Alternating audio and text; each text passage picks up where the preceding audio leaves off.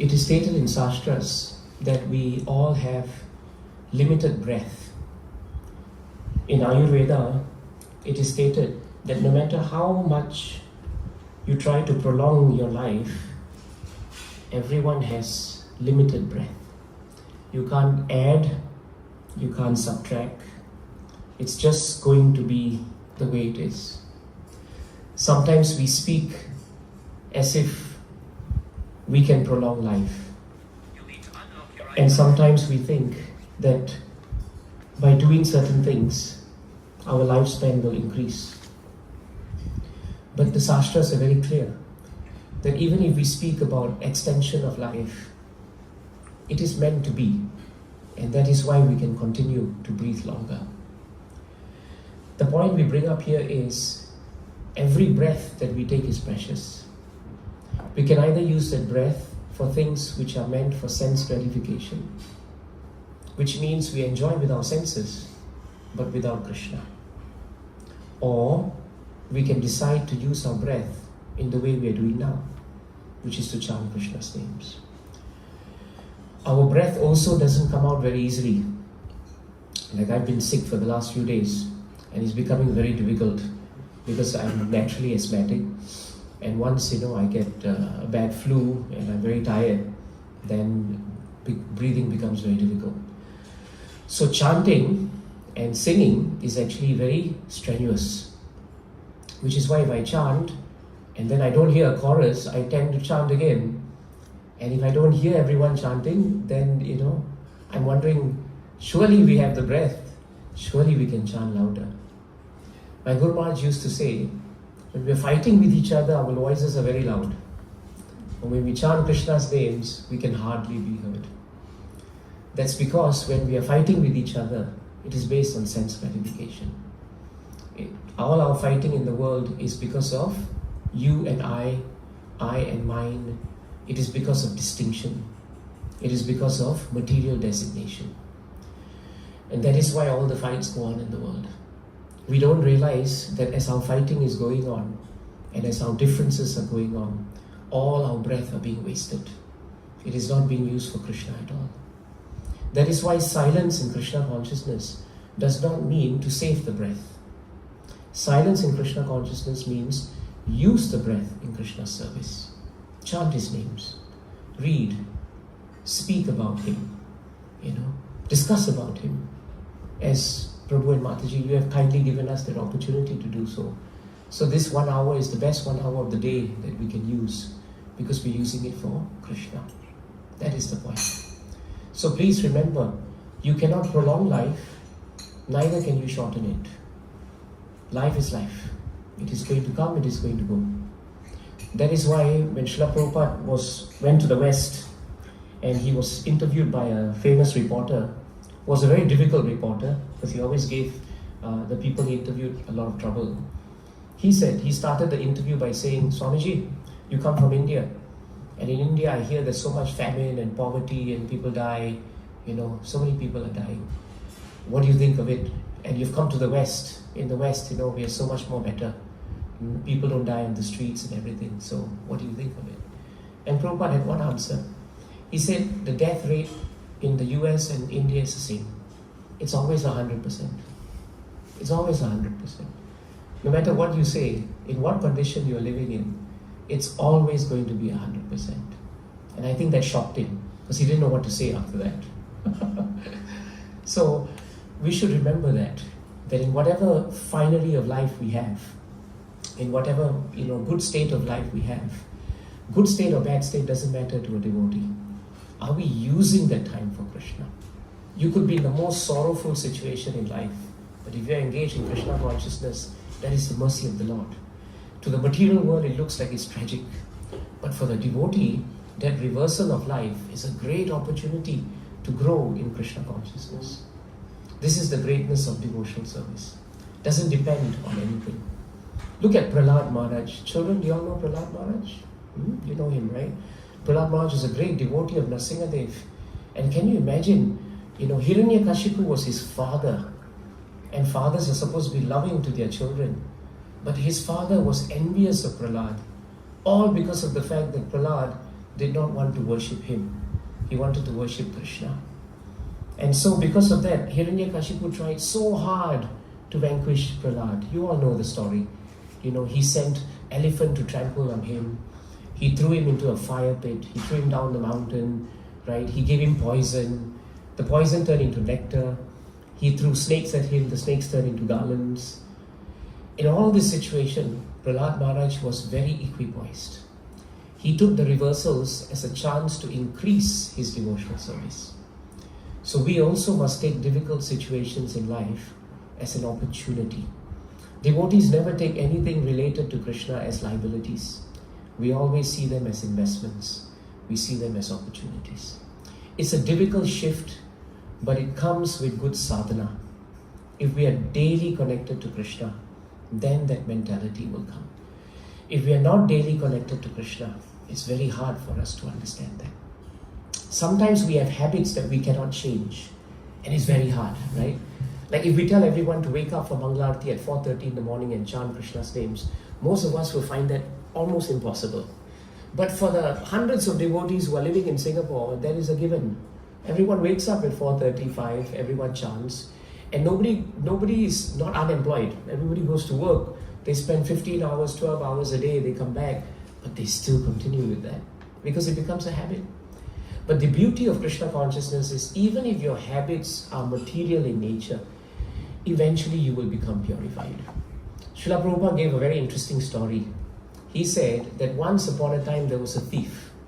And the thief was a thief. He was habituated to stealing.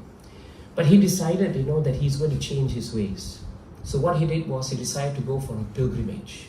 We go for yatras. So he went for a pilgrimage. Now when he went for the pilgrimage, everything was very nice. And in the night, everyone went to sleep. The thief woke up, he needed to use the bathroom. As he came back, he saw everybody's bags. And true to form, he's a thief, he's habitual. He thought, I have to steal. It's just there, I just have to steal. But then he was thinking, I'm in a yatra. I'm supposed to be thinking of Krishna. So why should I do this? But habits are so strong. What he did was, he would steal one person's bag from here and put the bag there. And he took one person's bag from there and put the bag here. And then he went to sleep. Next morning, the yatra leader woke up and everybody else woke up. And they saw to their amazement that all the bags were shifted. So they began asking everyone, who shifted these bags? Is it an act of mischief, And the thief owned up. And the thief said, I'm very sorry, dear sirs and madams. It's I. And so they asked him, why did you do that? Was it a prank? He said, no. Actually, it is born out of habit. My habit is to steal. And I wanted to take it away. But because I was with the devotees, I couldn't take it away. I just exchanged everything. That's the best I could do, right? So it shows us a very simple thing. Even if your habits are material by nature, if you touch transcendence, if you touch spiritual energy, then even the material habits become spiritualized. They change. It takes time. The word Bhagavad Gita uses and Bhagavatam uses is yadrichaya. Yadrichaya means in due course of time. Nothing can happen overnight.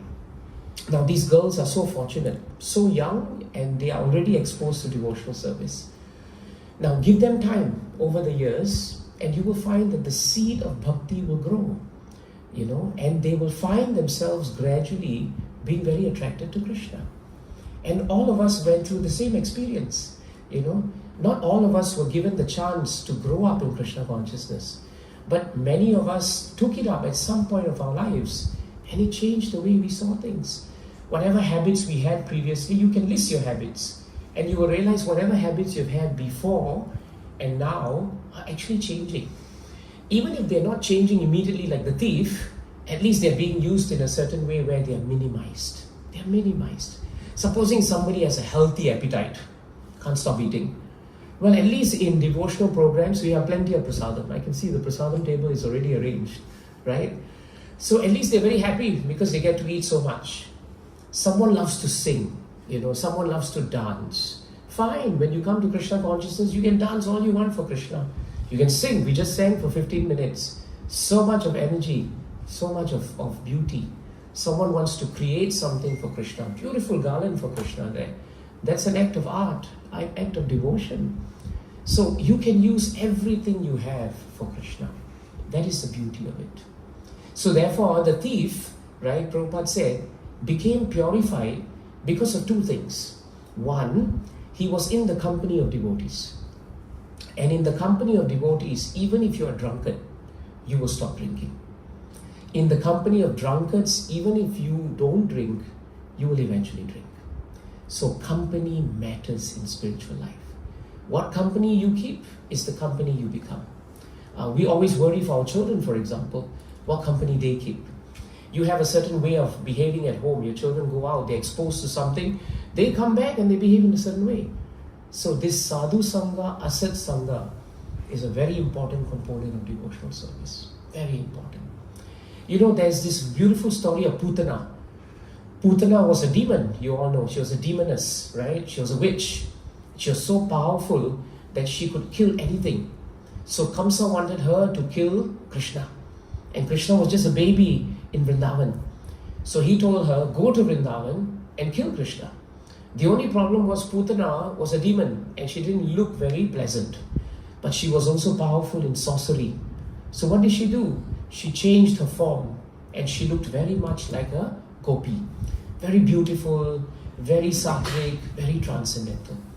Then Putana thought, if I have to prepare for the role, because I need to go in, I need to give Krishna milk, I must show some love. I must behave like a devotee. So she kept thinking in her mind how she should behave like a devotee. But she was demon, mind you know. But in her mind, unknown to her, she was associating with what it is to behave like a devotee.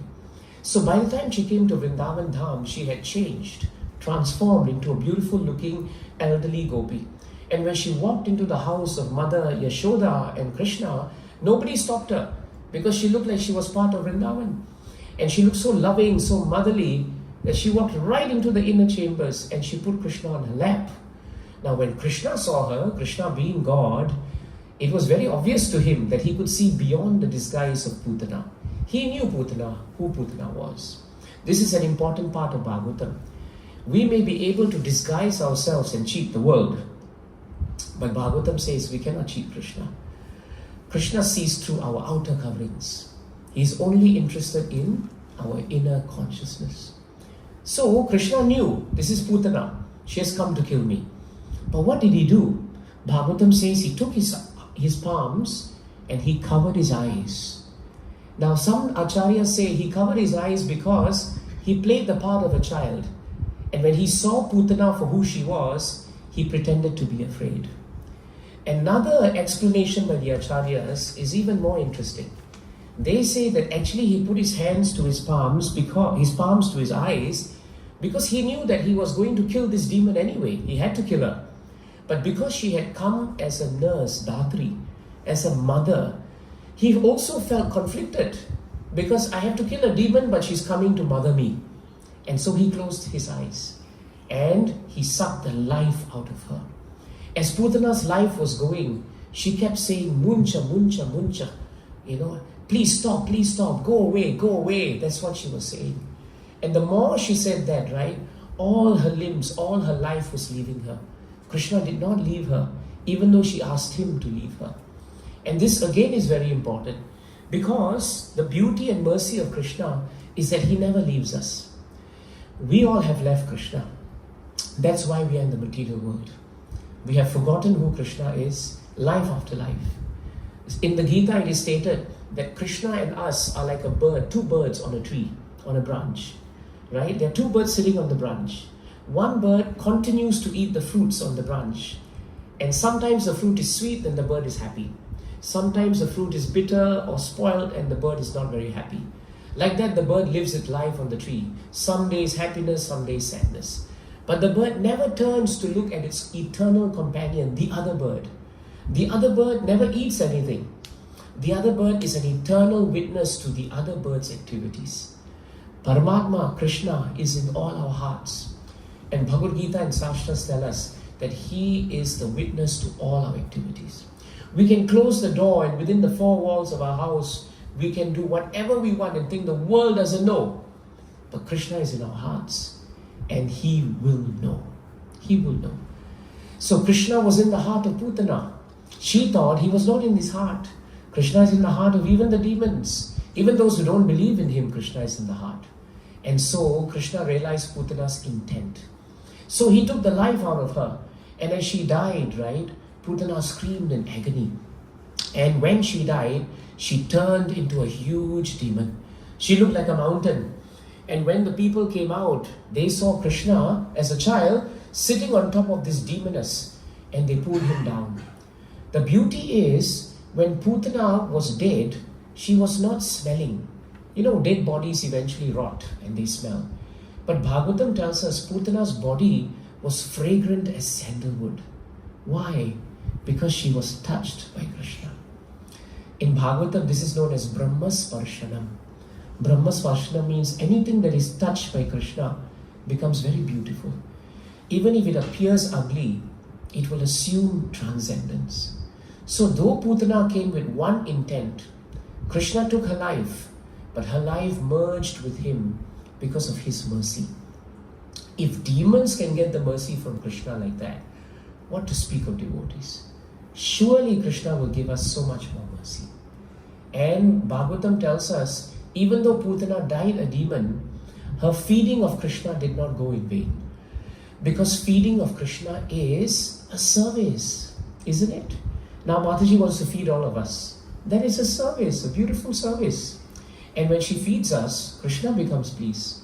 Because Krishna says, even more than serving me, I become more pleased when you serve my devotees. Krishna says, even more than serving me, I am more pleased when you serve my devotees.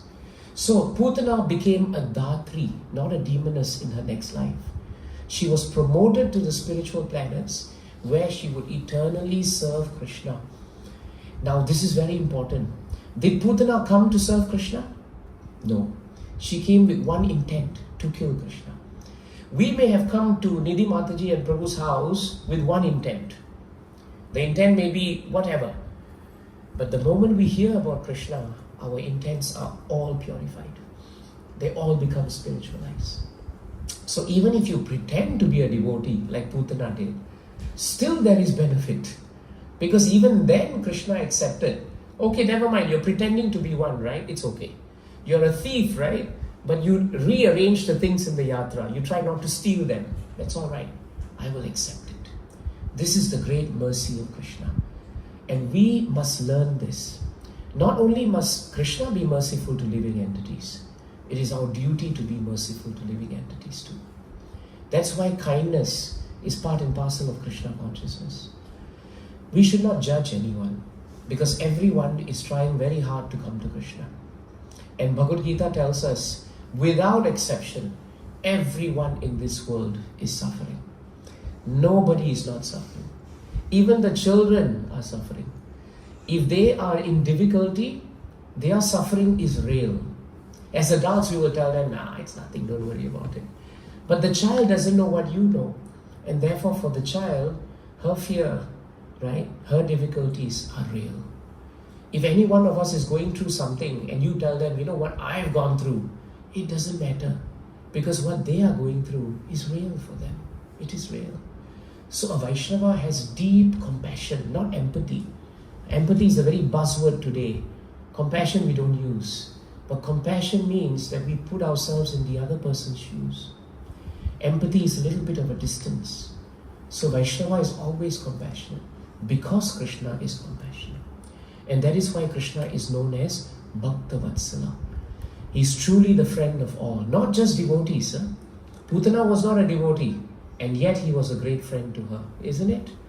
And this thief was not a devotee, but he wanted to be a devotee, and therefore he was transformed. In Krishna Leela, there was a thief who was watching Krishna every day, right? And you all know baby Krishna was adorned with so much jewel. He was like a walking jewelry shop. Yashoda Mata would dress him up, right, to the T. And the thief was watching for the time when he could finally steal all the jewelry. He thought the best way to do it is to befriend Krishna, play with him, and take the jewelry. But at the end of it, when he finally found his time, he picked up Krishna and he said, Krishna, let's go for a run, let's play. And Krishna said, all right, put me on the shoulder and we will go. So the thief ran with Krishna all the way, and Krishna gave him so much association. Even his own cowherd boys did not get so much association as this thief. Now, by the time the thief came one round, finding a place where he could put Krishna down, by that time the thief's heart had completely changed. It had changed.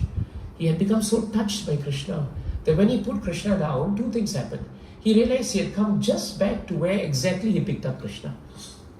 So no chance to steal, right? Krishna took care of that. And in any event, his heart had changed. He didn't want to steal anything from Krishna. That's why Srila Prabhupada said, the thief came to steal from Krishna, but Krishna stole the thief's heart. And because he stole the heart of the thief no longer wanted to steal anything from Krishna. So you can see again, Krishna is so powerful, so merciful, that all we have to do is give our breath. Remember, we started today with breath. Give our breath. Give our life to Him. You may think, how to give life to Krishna? We are working, we have children. Children, you have things to do. You can't be spending all the time with Krishna. You don't have to. You don't have to. All you have to do is start the day with Krishna. And in between, you think of Krishna. And whenever you have some time, you chant Krishna's names. Hare Krishna, Krishna Krishna, Hare Hare. Hare Rama, Rama Rama, Hare Hare. How difficult is that? You know, it's very easy to chant. It doesn't require any hard and fast rules. Many mantras, they require a particular state of mind and consciousness before you can chant it. But the Hare Krishna Maha Mantra doesn't. It's like soap, you know. Nobody gives the soap a bath, isn't it? The soap is a self-cleansing agent. It's always clean. That's why you use the soap to always take a bath. So Krishna consciousness, the chanting of the Maha Mantra doesn't depend on any condition. In difficulty, chant Krishna's names. In happiness, chant Krishna's names. If you're angry with someone, then you just chant Krishna's names. You'll become better. And my Guru Maharaj used to have this, sometimes there would be devotees in the temple and they would be angry with each other and husband and wife would fight. Then my Guru Maharaj would go to their house and he would sit down and he would tell them, just do one thing. The next time either one of you want to fight, right, the other one should start chanting Hare Krishna, Krishna Krishna, Hare Hare, Hare Rama, Rama Rama, Hare Hare. Now the other person's blood pressure will go up for a while, but eventually what can they do? They also have to chant. You go to your room and chant, and you go to your room and chant. And after a few minutes of chanting, you will come to your senses. The problem with the material world is that we are not in our senses. And that is why we let anger, lust, greed, envy enter our hearts, you see. That's why the Hare Krishna Maha Mantra is recommended in this world. No other mantra is needed. Only this mantra is necessary. Nothing else is necessary. So please remember that we have very little breath. Our breaths are all fixed. Better we use it for Krishna, instead of using it for material topics, which we have spoken about life after life. Believe me, whatever you did in this life, you did in last life. You had your wife in this life, you had your wife in last life. You don't remember her, she doesn't remember you. Maybe it's good, you know. And now in this life, you have your own wife and your own husbands. And in next life, you will have another wife, another husband. In this life, you will tell them, I love you very much, you are the only one. In the next life, you will never remember them and they will never remember you. And like that, whatever you have done in this life, you have just done it in the last life. But use your breath for something different. Use it for Krishna. And children, you are now very young, but you're very intelligent. I know that. I've seen you, I've spoken to you. You're very intelligent. Whenever you are in difficulty, you chant Krishna's names. When your teacher is not happy with you, you chant Krishna's names. When your exam results are coming, you better chant Krishna's names. And when mother and father are not so happy with you, you also chant Krishna's names. And they will become quite okay with you. Are there any questions? Doubts? Clarifications? Realizations? Yes, Vishal Prabhu. To please Krishna is by serving devotees. The devotees are very dear to Krishna. Bhagavatam tells us that the devotees are very dear to Krishna. Aham bhakta paradino hi aswatantra ivadvija sadhubir grasta hridayo bhaktai bhakta jana priyaha. Krishna says in Bhagavatam that my devotees, right, are very, very dear to me. Why? Because they have sacrificed so much for me, and therefore they are very dear to me. The gopis gave everything to Krishna. They gave their lives to Krishna. Imagine, one time Narada asked Krishna in Dwarka, who are the greatest of your devotees? And Krishna said, it's the gopis. Why? Because they are ready to go to hell for me. And if you want to check, go and ask them this. So Narada went to see the gopis. And the gopis said, Narada, how is Krishna? And Narada said, Krishna has a bad headache. And we need to do something to let it go away. The gopis became very troubled. They said, tell us what we can do to serve Krishna so that the headache goes away. And Narada said, he needs the dust of the lotus feet of the devotees. Now, Narada had gone to all the other devotees and they all said, we want to do something for Krishna. But taking dust from our feet and putting on Krishna's head is a great aparad. We can't do that. But the gopis, when they heard that, they began digging up sands, They began stomping the ground so that as much sand they could cover. Then they began collecting so much of sand. And Narada said, what are you doing? Then they said, take the sand, just pour it on Krishna. Pour as much as you can. And Narada said, aren't you afraid that you will all go to hell for this? And Gopi said, if we have to go to hell 1,000 times over so that Krishna becomes better, we'll do it. We will do it. It doesn't matter to us. And Narada understood then why the devotees are so dear to Krishna. So devotees are dear to Krishna because they have sacrificed. They have given up so much of material gratification just to do something for Krishna. And it's not easy, to do this. We all live in this material world. It's very hard to change our lives, to put more and more time into Krishna. You will have to give up something. And that's why Krishna is very appreciative of us. Is that all right? So serve the devotees and Krishna will be very happy. Just serve them. That's all. And it doesn't matter whether you think this devotee is a greater devotee, that devotee is not so great. In Krishna's eyes, all are great devotees. Who are we to tell who is a great devotee, who is not a great devotee? There could be a Mahabhagavat amongst us. We don't know. We don't know. That's why Prabhupada said, except for you, everyone is a pure devotee. That's how we should think. Except for you, everyone is a pure devotee. Very easy. Is that all right, Prabhu? Anyone else? Girls? No. So quiet today.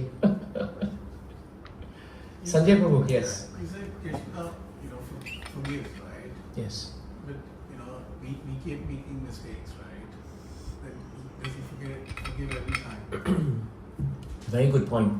There's a difference between making mistakes which are genuine and continuing to do something when you know it is wrong.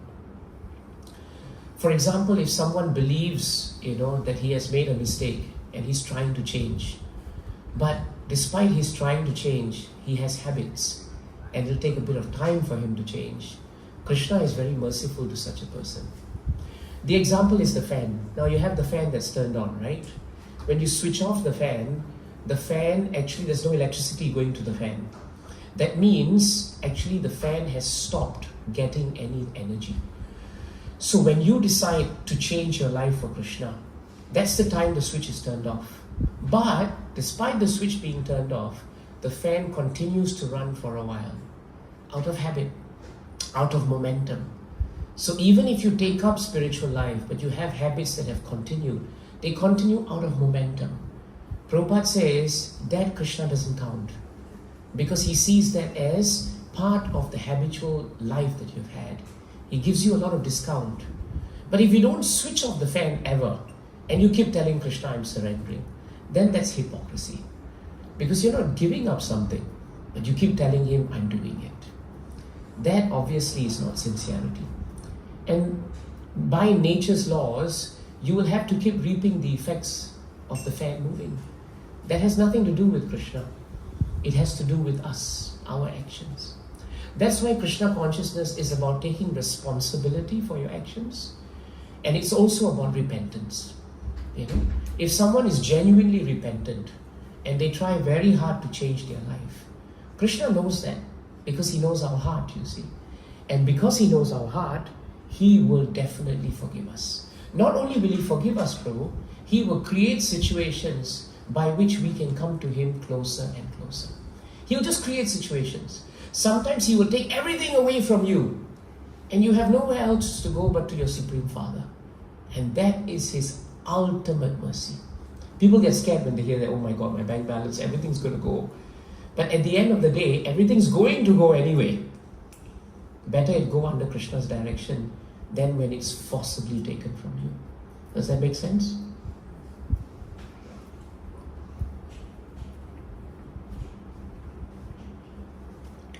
Anything else? Yeah. Yes, Prabhu. Prabhuji, I am experiencing the same thing what you are told Yes. just now about the habit. Huh. I was struggling very hard. I try to imbibe what you have said, but the habit energy overtakes that, my efforts. Yes. I know it is bad, not good for me, Yes. but yet I am overtaken by the habit energy. Habit. And when I read scriptures like Gita and other scriptures, Yes, yes. they mention that no, it is not of this birth only. It is so many births we have lived. Exactly. And, Exactly. our misreading of our identity, we have lost touch with our true self. Absolutely. And we have allowed the materialist identity to be the main identity. Yes. So I really find it very difficult. Maybe that I have nothing much to do in the life, don't have much worry, but I manufacture worries. Yes. You manufacture. But that's a good point, Prabhu. No. What you have raised is very true. Because for millions of lives we have had a particular habit of not remembering Krishna. So it will take time. It may even take a few lives before we become Krishna Yeah, that conscious. is what I do realize that it is maybe what I am doing is mechanical. I go for cycling. I'll start reciting the chapter 12 of Gita. Yes, And yes. I know exactly how much time I will Allocate, yes. And in those chapters, there are catchwords. So I will, when I am reciting those catchwords, I know this is I have to put it into practice. Yes, Efforts are that. yes. But I say, okay, why to worry? There are many lives. I have not only this life, this life also. Okay. If you feel that way, then Krishna will say, all right, if you want to take your time, then I'll let you go through a few more lives. Until you come to a point where you feel, I don't want any more lives. He has assured me that I have to take many lives. And, So what you've said is important. It all comes down to determination. If one is desperate to come to Krishna, then he or she will do anything and everything to do it. But if we feel that we have time, Krishna is very independent. He also gives us independence. And he never forces anyone to come to him, because if he forced someone, it wouldn't be bhakti, isn't it? Imagine forcing someone to come to somebody and say, you must say that you love me. It's not love. So love means you have to voluntarily decide. Thank you for sharing that, because it shows the challenge we face in our world. How much icha means desire, right? How much we desire to be with Krishna, to that extent Krishna will reciprocate with us. And how do you develop this desire? You develop this desire in sadhu sangha. The more sadhu sangha you have, the more you will grow. Sitting alone and doing Krishna consciousness is very difficult, because you're surrounded by material energy. That's why we have programs week in, week out. That's why we have programs for children, programs like this, programs at our center. The more association we have, the more fired up we become. So many elderly persons come every week. They climb the stairs, they come, they sit down, they hear, and their determination grows. Their consciousness changes. And that is how we grow in Krishna consciousness. Thank you for sharing, Prabhu. Hare Krishna.